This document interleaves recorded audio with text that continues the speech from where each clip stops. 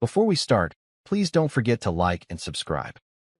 It was late, just past midnight, and the dim light from the street lamps outside cast long shadows across our bedroom wall.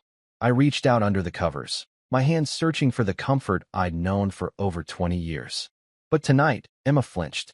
"I'm tired," she said sharply, not even turning to look at me. I blinked, confused. Her tone was clipped, cold, like I was a stranger touching her in the dark. "Emma, that's never stopped you before," I said softly, trying to keep my voice low, soothing. "Is something wrong?" She whipped the blanket off herself and sat up, her back rigid. "I'm tired of being questioned, Jack. God, why do you always need a reason for everything?" Her words echoed in the room like glass shattering. I sat up slowly, breath caught halfway in my throat. My heart raced, not from anger, but from that strange, slow panic that creeps in when something familiar suddenly becomes foreign. "I didn't mean to question you," I said carefully. This feels different. You feel different." Emma snorted bitterly. "You want to talk about different? How about being married to a man who thinks he's entitled to affection just because he did the dishes and paid the bills?" I stared at her, stunned. "Is that how you see me? You think you're some kind of hero for folding laundry and picking up Evan from the train station?" she snapped, glaring down at me like I'd just insulted her mother. "You want to meddle, Jack?" "No," I said quietly. "I just want to know what happened to us." Her lips curled into something cruel. "Nothing happened. You're still the same boring man who reads history books in bed and eats the same cereal every morning like it's sacred." That hit harder than I wanted it to. Not because of the words, but the venom behind them. I swallowed. "Emma, I don't recognize you right now." "Well, maybe that's your problem, Jack," she fired back, voice rising. "You only see what you want." We sat there in silence for a moment. The only sound was the dull hum of the old radiator in the corner. I laid back against the pillow, staring at the ceiling, trying to find the right words, but everything inside me felt suspended, like I was watching my life slowly bend in a direction I couldn't stop. Emma turned her back to me again, pulling the covers tight around her. I didn't try to reach for her this time. And in that stillness, something in me cracked. Not loud. Before we start, please don't forget to like and subscribe. It was late, just past midnight, and the dim light from the street lamps outside cast long shadows across our bedroom wall. I reached out under the covers, my hands searching for the comfort I'd known for over 20 years. But tonight, Emma flinched. "I'm tired," she said sharply, not even turning to look at me. I blinked, confused. Her tone was clipped, cold, like I was a stranger touching her in the dark. "Emma, that's never stopped you before," I said softly, trying to keep my voice low, soothing. "Is something wrong?" She whipped the blanket off herself and sat up, her back rigid. "I'm tired of being questioned, Jack. God, why do you always need a reason for everything?" Her words echoed in the room like glass shattering. I sat up slowly, breath caught halfway in my throat. My heart raced, not from anger, but from that strange, slow panic that creeps in when something familiar suddenly becomes foreign. "I didn't mean to question you," I said carefully. This feels different. You feel different." Emma snorted bitterly. "You want to talk about different? How about being married to a man who thinks he's entitled to affection just because he did the dishes and paid the bills?" I stared at her, stunned. "Is that how you see me? You think you're some kind of hero for folding laundry and picking up Evan from the train station?" she snapped, glaring down at me like I'd just insulted her mother. "You want to meddle, Jack?" "No," I said quietly. "I just want to know what happened to us." Her lips curled into something cruel. "Nothing happened. You're still the same boring man who reads history books in bed and eats the same cereal every morning like it's sacred." That hit harder than I wanted it to. Not because of the words, but the venom behind them. I swallowed. "Emma, I don't recognize you right now." "Well, maybe that's your problem, Jack," she fired back, voice rising. "You only see what you want." We sat there in silence for a moment. The only sound was the dull hum of the old radiator in the corner. I laid back against the pillow, staring at the ceiling, trying to find the right words, but everything inside me felt suspended, like I was watching my life slowly bend in a direction I couldn't stop. Emma turned her back to me again, pulling the covers tight around her. I didn't try to reach for her this time. And in that stillness, something in me cracked. Not loudly, not violently. Quietly, like the first hairline fracture in old glass. Because I knew this wasn't just exhaustion. Something had shifted. Something real. It was the kind of evening I used to look forward to. My birthday had always been a modest affair. Nothing showy, just a few friends from the university, a casserole or two, and Evan by my side, smiling like he used to when he was little and thought I was the strongest man alive. The dining room smelled of roasted garlic and lemon. My colleague Frank brought over his famous chicken again, and the candles flickered gently against the soft clinks of cutlery and conversation. The table was full. My department head was retelling the story of his disastrous honeymoon in Arizona, and even the neighbor from upstairs had come down with a bottle of wine and a bad joke about aging professors. I laughed when I was supposed to. I nodded. I poured wine. I passed the bread. But there was a space beside me that stayed cold. And every so often, someone would glance at the empty chair and then glance away again, pretending they hadn't noticed. I finally excused myself from the table and stepped into the hallway. The phone rang twice before she picked up. "Emma?" I asked. Her voice came through flat. "I'm at Claire's." I paused. "You knew today was—" "I didn't forget. I just didn't want to be there. I figured you'd enjoy playing host without me." There was a tightness in my chest I didn't want her to hear. "You could have said something earlier." "I'm saying it now," she said plainly. "Happy birthday, Jack." Then the line went dead. I stood there a moment, holding the phone like it might bring her voice back. But it didn't. Only the sound of forks tapping plates and muted laughter drifted from the dining room. When I stepped back in, the room quieted slightly. I could feel them reading me, testing the shape of my face for cracks. I smiled. Not big, not performative. Just enough. She had something else planned, I said, easing back into my chair like the seat hadn't turned to stone. Conversations resumed, but softer now, like the air had thinned. Across the table, Evan's eyes found mine. He didn't say anything. He didn't need to. He just nodded once, like he understood more than an 18-year-old should. Later, as we washed dishes in the kitchen, he leaned against the counter, arms folded. "You okay?" he asked. I kept my gaze on the sink. "Sure. You know your mother. When she decides something, that's it." He nodded again, slower this time. "Yeah, I know." I glanced at him then, tall now, broad-shouldered like me, but with his mother's sharpness in the eyes. He was watching me carefully, like he'd memorized every shift in my face since he was a kid and could read the truth under anything I said. "Thanks for being here tonight," I said. He shrugged. "Of course." I dried my hands and turned to him. "You know, there's a kind of peace that comes when you stop expecting someone to show up." Evan didn't flinch. He just took a deep breath, reached into his coat pocket, and handed me a small box wrapped in blue paper.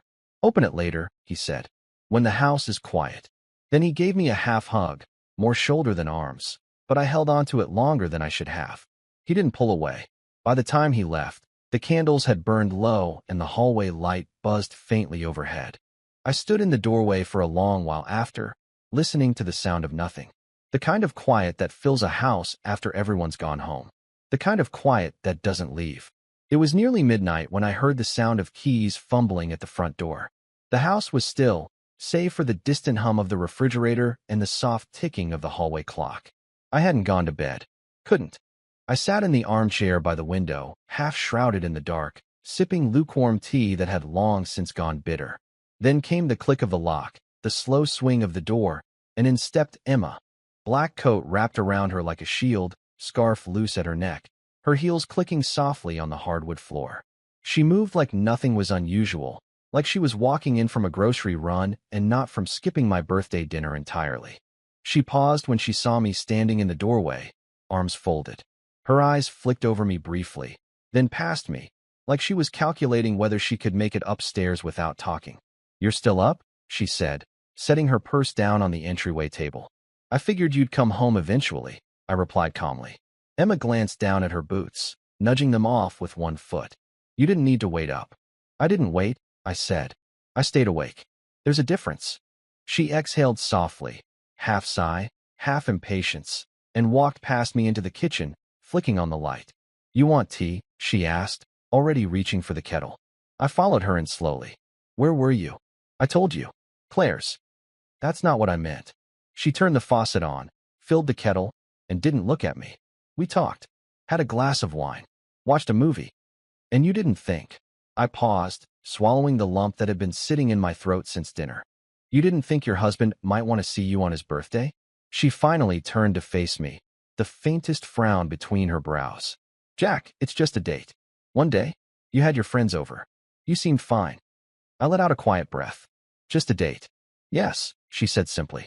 I stared at her for a long moment, and then I said it, slowly, evenly, without raising my voice. Do you remember your 29th birthday? Emma blinked. What does that have to do with? There was a blizzard, I continued, and I walked 6 miles to get to your apartment because your car had broken down and your phone died. You were crying because you thought I wasn't coming. She opened her mouth, but I held up a hand. I brought you a slice of peach pie because you said once it reminded you of your grandmother.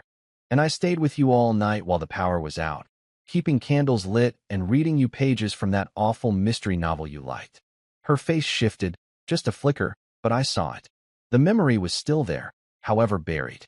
That was a long time ago, she muttered, pouring water into 2 mugs like the moment hadn't just landed between us like a boulder. But it happened, I said, voice low, steady. That's the difference, Emma. You used to show up. You used to care. She stirred the tea absently, not offering one to me. I still care. Do you? I asked, watching her. Because tonight, it didn't feel like it. She turned around slowly, arms crossed, her voice flat. I'm tired of being guilt-tripped every time I don't meet your expectations. I nodded once. Right? Because wanting my wife at my birthday dinner is an unreasonable demand. She stared at me, eyes narrowing. This again. Jack, not everything is about you. Maybe I needed a break. Maybe I needed to be somewhere I could breathe. And yet here you are, I said quietly. Back here, in this house, after vanishing all evening. Emma threw up her hands. What do you want me to say? That I'm sorry? That I should have sat there next to you pretending everything's fine when it's not? No, I replied. I want you to be honest. For once. Silence bloomed between us. Heavy, raw. Finally, she said, I didn't want to be here tonight. That's the truth. I didn't want to fake smiles or listen to Evan ask me where I've been lately. I didn't want to feel trapped. I nodded slowly. Thank you. At least now I know where we stand. Emma looked at me for a beat longer, then turned away and picked up her mug. She walked out of the kitchen without another word, footsteps fading down the hall. I stayed there, still as stone, my hand resting on the counter where the second mug sat untouched. In that moment, I understood something that had only been a whisper before.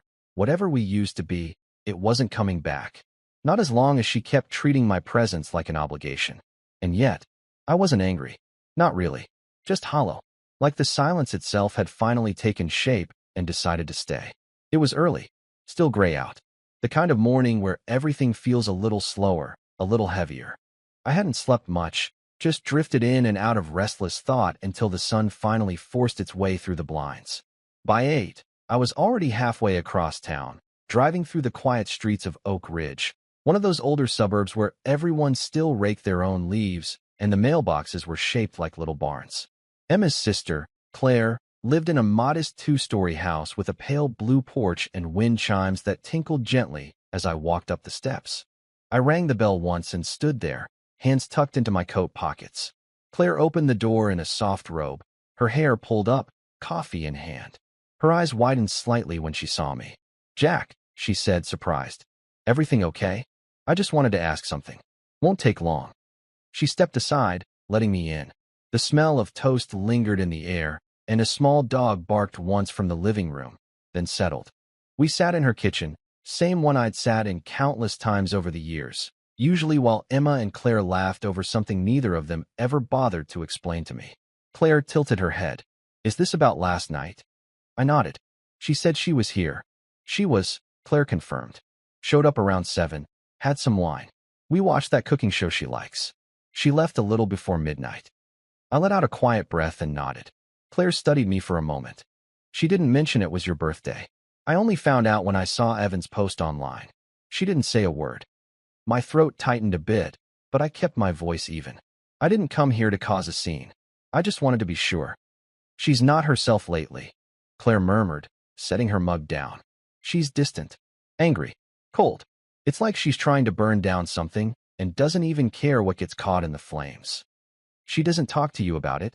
I asked. She shuts down the second I ask, Claire said. Last night, I could tell something was off. She laughed, but it didn't touch her eyes. She kept checking her phone, and when she left, she didn't hug me. Just said, thanks, and walked out. I looked down at the wooden grain of the table, running my thumb along a scratch near the edge. I'm filing, I said quietly. Claire didn't respond right away. She just looked at me for a long moment, her expression softening. Then she reached across the table and placed her hand gently over mine. You deserve peace, Jack. That simple sentence settled in the room like dust. It didn't fix anything, but it didn't have to. It was enough to be seen. Claire walked me to the door. The wind chimes sang again as I stepped back onto the porch. I'll always be here for Evan, she added gently. And for you. You're still family to me. I nodded, unable to speak for a second. I managed a faint smile, then walked down the steps and back toward my car. The morning sun had finally broken through the clouds, casting long shadows across the pavement. And for the first time in a long while, I didn't feel uncertain. I just felt done. It was quiet in the study. Still, almost reverent.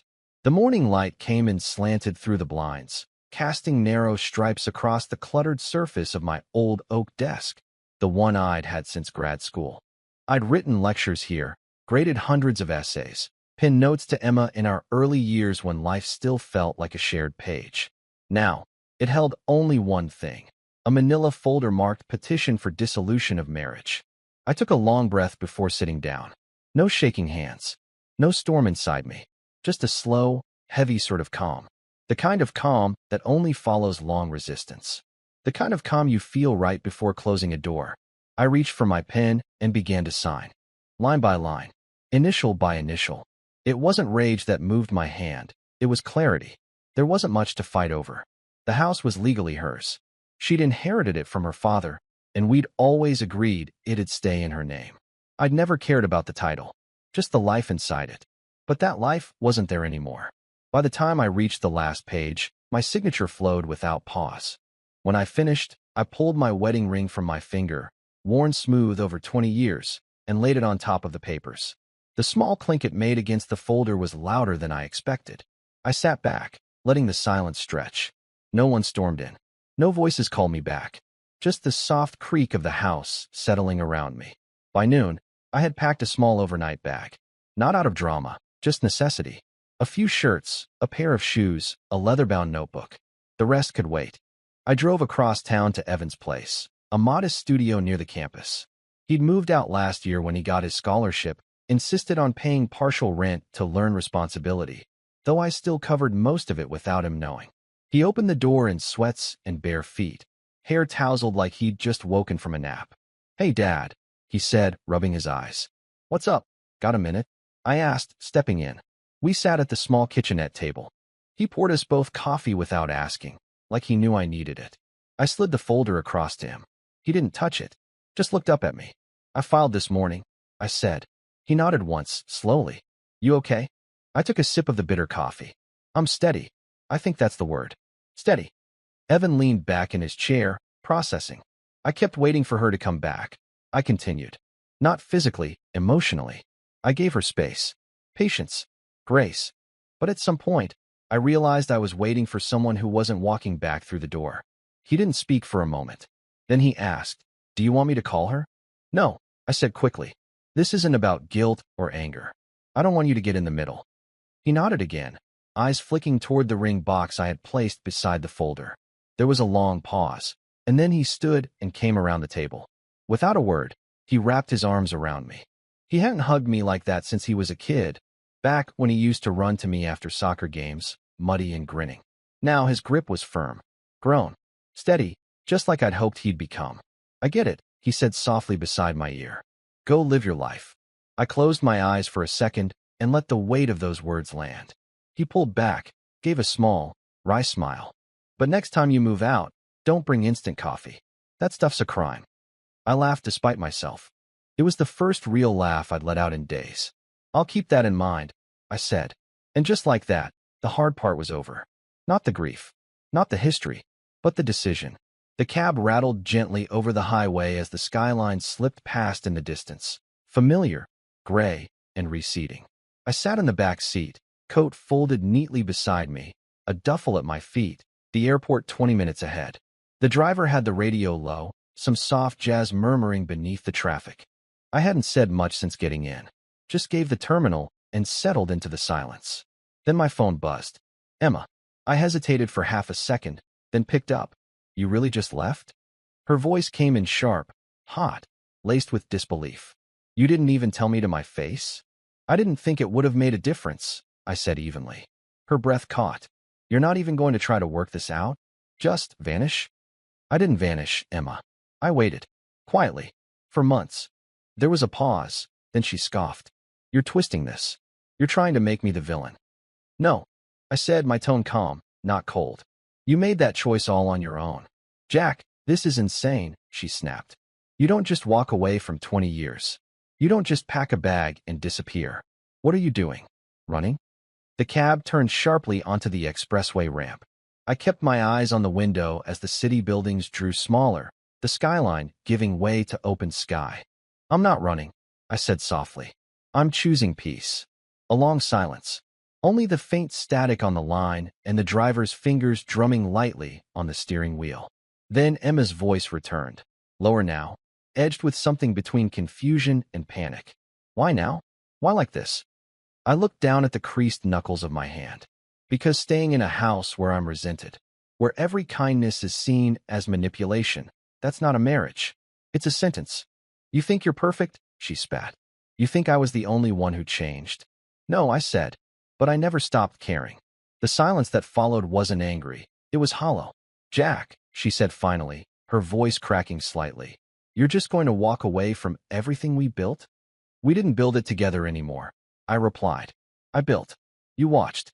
And then one day, you stopped even doing that. She didn't answer. Just a long, stiff breath, then the harsh click of the call ending. I set the phone down beside me, letting it rest screen down. Outside, the buildings had disappeared now, replaced by wide sky, airport signs, and runways in the distance. The driver looked at me through the mirror. Flight on time. Yeah, I said, almost to myself. The cab rolled on, and I stared out at the vast, open stretch of sky ahead. Chicago was behind me now, and I didn't look back. Before we go on, tap subscribe to catch the next drops. 3 years. That's how long it's been since I watched the Chicago skyline vanish behind the fogged window of that taxi. Now, my mornings begin with the hiss of a coffee machine and the smell of sea salt carried in from an open balcony door. Melbourne has a rhythm all its own, slower in some ways, sharper in others. And somehow, I found myself falling into step with it like I'd always belonged. I live in a modest flat near the bay. Nothing fancy, white walls, open windows, and a work desk covered in tubes of acrylic paint and sketchbooks filled with trial and error. The sea is 2 blocks away, and every morning at 6, I jog the length of the coast, headphones in, the soft roar of the tide in my ears. I teach 2 literature courses at a local university. Older students, mostly. A few younger ones sprinkled in. It's quieter than the tenure track back home, but I like it that way. The students are curious, blunt in that Australian way, and strangely respectful. No one here knows what happened to me before. I'm just Jack to them. Just the guy who drinks too much tea and knows too much about Hemingway. And I've made friends. Real ones. People who've never met Emma, who've never seen the house we used to share, who never witnessed the way I used to carry silence like a second coat. There's Claire. Not Emma's sister, a different Claire, mid-40s, blunt bangs, a biochemist who paints on weekends and swears too much over board games. She calls me Professor America. I call her Melbourne Lightning because of the way she storms through rooms. We go to trivia nights sometimes. No romance. Just laughter and understanding. Then there's Yusuf, my neighbor downstairs. Former military, now a baker. Brings me fresh sourdough every Thursday like it's a holy ritual. I think he knows I needed the routine more than the bread. I swim now. That surprised me too. 3 times a week. I head to the community pool before dawn and glide through the water like I'm rinsing off the old life I left behind. Something about being submerged, the silence, the weightlessness. It reminds me that moving forward doesn't always have to feel like effort. Sometimes it can feel like floating. But the past doesn't vanish. It softens, sure, fades around the edges, but it doesn't disappear. Sometimes I catch myself tracing a faint scar on my finger where my wedding band used to be. Or I'll hear someone mention Chicago, and I'll freeze for half a second before pretending it's just another city I once visited. It's not pain anymore, just history. A country I left, but still remember how to navigate if I close my eyes.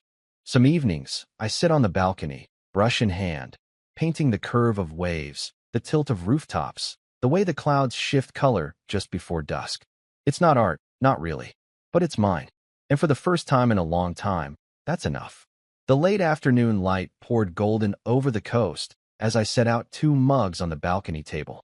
A breeze carried the scent of eucalyptus and salt, and somewhere down the block, someone was strumming a guitar with more heart than talent. Melbourne had a way of wrapping around you like a warm coat that didn't ask for anything in return. Then came the knock. I opened the door and found Evan standing there, duffel bag in one hand, smile just crooked enough to look like mine. 3 years had filled him out. A stronger jaw, a more settled look in his eyes. But the warmth was still there. Still my boy? You didn't have to fly all this way, I said, pulling him into a tight hug. Couldn't break news like this over FaceTime, he said, chuckling. Besides, you make better coffee than my fiancé. Fiancé? I blinked, stepping back. He grinned and held up his left hand. Not a ring, but a small tattoo on the inside of his wrist. Her initials, entwined in a clever design. Got engaged last month. In New York. I led him out to the balcony. The sun was just low enough to bathe everything in amber. We sat, the coffee steaming between us. What's her name? I asked. Isabel. Izzy. You'd like her. She's smart. Challenges me. Tells me when I'm full of it. She sounds perfect. Evan sipped from his mug, then looked out toward the ocean. Weddings in November. We're keeping it small. Brooklyn loft, string lights, close friends. I nodded slowly, trying to absorb it all. You're really grown, aren't you? He laughed. I had a good model. Even when everything fell apart, you stayed steady. I didn't respond, just smiled faintly and took a sip of my coffee. After a while, Evan leaned forward, voice lower now. I wanted to tell you something else. About Mom. My fingers curled loosely around the mug. Go on. She's different, he said carefully. Not better or worse, just changed. She brings you up more than she used to. Talks about the way you used to make pancakes on Saturdays. How you drove through a snowstorm just to meet her for that concert in '98. I said nothing. The memory was still intact. The cold, the broken windshield wipers, the way she laughed when I showed up soaked but smiling. She regrets it, Dad. I can tell, he added. I kept my eyes on the water. And what do you want me to do with that? He hesitated. Nothing. I just thought you should know. I nodded once, still watching the horizon. The waves moved like breathing. Constant. Indifferent. Do you ever talk to her? I asked. Occasionally, he said. She asks about you, but I never say too much. I think she's hoping you'll reach out one day. I won't, I said calmly. Not because I hate her. I don't. But I worked hard to be here. To be this version of myself. I'm not willing to trade peace for nostalgia. Evan didn't push. He just nodded and let the silence settle. After a few minutes, I stood and walked back inside. He followed, and I grabbed a second mug for tea. Now tell me, I said, changing the subject. Is this Izzy of yours ready to meet a father-in-law who once lost a foot race to a pelican? He laughed hard at that. If she isn't, she'll learn fast. The moment shifted, light again. Easy. But somewhere in the back of my mind, her name still echoed. Emma. Once my whole life. Now just a shadow in my son's stories. The venue was tucked away in Brooklyn, with floor-to-ceiling windows that let in the late autumn light like a warm invitation. String lights glowed above, casting soft halos over exposed brick and white linen tables. It was the kind of wedding Evan had always dreamed of, simple, thoughtful, real. I stood beside him at the head table, watching as he laughed with Izzy's cousins, beamed during the toasts, and danced like no one was recording. He looked steady, joyful, every bit the man I'd hoped he'd become. And when Izzy walked in, graceful, radiant, his eyes said everything. They were in love. That kind of love I used to know. When it came time for my toast, I stood, glass in hand, heart full but steady. I cleared my throat and let the room settle. I don't want to make this too long. My son has always rolled his eyes when I start quoting books in casual conversation. So I'll just say this. Watching Evan become the man he is today has been the honor of my life. And watching him find someone who loves him not in pieces, but in full, Well, that's all any father could hope for. A quiet murmur of emotion swept through the crowd. Izzy's eyes welled, and Evan reached over to squeeze my arm, just once. I sat down, heart calm, knowing I had said only what mattered. The music swelled again, laughter returned, glasses clinked, and people floated across the floor like soft shadows under string lights. That's when I saw her, Emma, standing by the far end of the hall near the tall windows, wrapped in a deep blue dress that was too elegant to look effortless. Her hair was pinned up the way she used to do it when she wanted control. But her expression, that was new, raw, fragile. Her eyes locked on me and didn't let go. I turned back to Evan and Izzy, smiling as they greeted a friend from college. I felt a tap on my arm a moment later. "Jack," she said. I turned. She was closer now, close enough to see that her hands trembled slightly, that her mascara had smudged just under her left eye.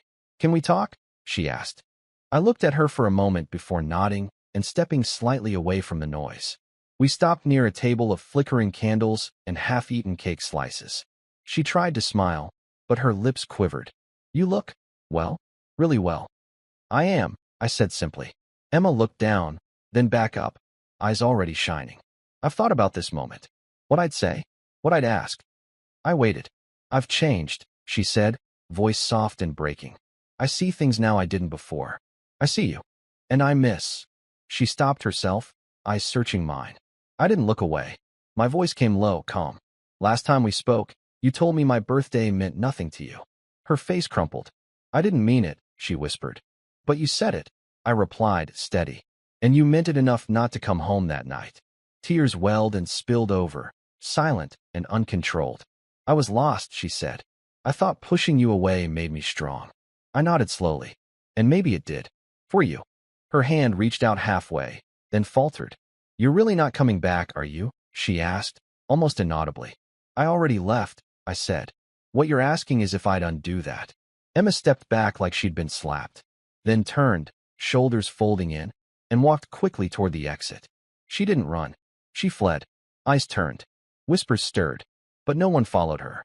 I stood there a moment longer, then turned back toward the dance floor, where Evan was spinning Izzy around under the lights, both of them laughing like the world couldn't touch them. And maybe, for a moment, it couldn't. It was a late Sunday afternoon, Melbourne sky overcast and pressed low against the city. I'd just finished cleaning my brushes, letting a new canvas dry near the window, smudges of ocean blue and charcoal gray that still hadn't decided what they were going to become. Then came the knock. Soft, uncertain. I wiped my hands on a cloth and walked to the door, not expecting anyone. And there she was, Emma, hair windswept from travel, face thinner than I remembered, suitcase in one hand, a tremble barely masked behind her breath.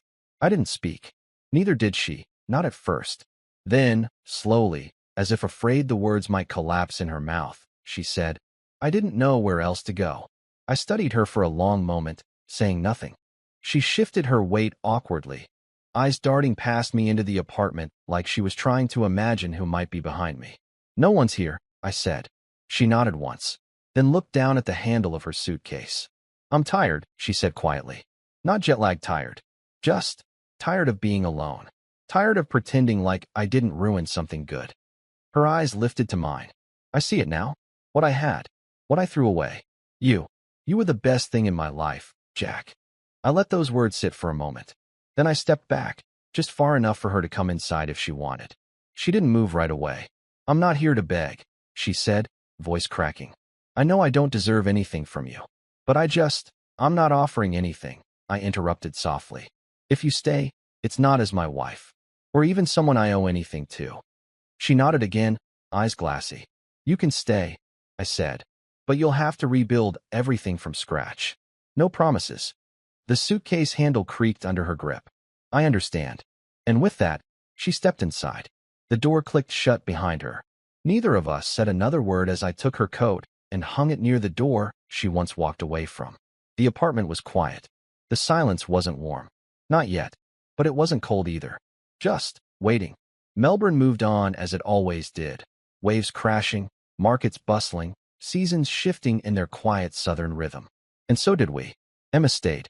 Not like before, Not as the woman who once filled a home with her sharp laugh and sudden storms, but as someone